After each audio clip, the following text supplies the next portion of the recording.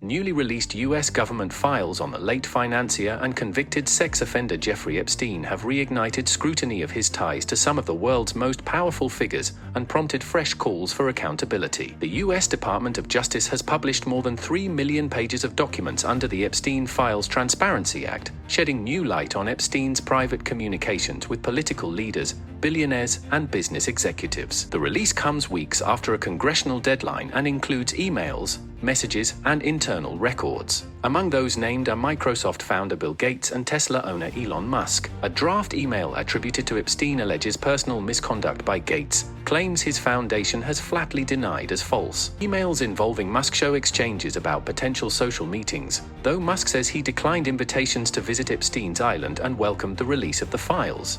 The documents also include correspondence involving U.S. Commerce Secretary Howard Lutnick, suggesting a visit to Epstein's private island in 2012, years after Epstein's conviction. The Commerce Department says Lutnick had limited contact, always in the presence of his wife, and has never been accused of wrongdoing. The files underline the elite circles Epstein moved in. They reference politicians, financiers, and public figures across party lines, including U.S. President Donald Trump, former President Bill Clinton, and former Treasury Secretary Larry Summers. None are accused of crimes in the documents, and several have previously said they regret their association with Epstein. In the UK, the revelations have intensified pressure on Prince Andrew.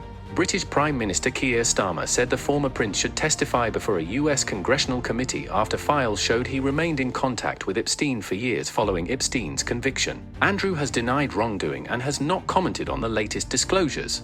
Survivors of Epstein's abuse say the release still falls short. A group of 19 survivors says key information remains hidden while alleged abusers are protected, urging full transparency and answers from the Justice Department when the Attorney General appears before Congress. The files also draw attention to figures beyond politics. Emails show Epstein arranging meetings between women and New York Giants co-owner Steve Tisch, with messages suggesting sexual intent. Tisch has not responded to requests for comment, and no criminal allegations have been filed against him. U.S. officials say redactions were made to protect victims and ongoing investigations, calling the release the final tranche under the law. But critics, including Democratic lawmakers, question whether all relevant material has been made public. Epstein died in a New York jail in 2019 while awaiting trial on sex trafficking charges, a death ruled a suicide but one that continues to fuel public distrust.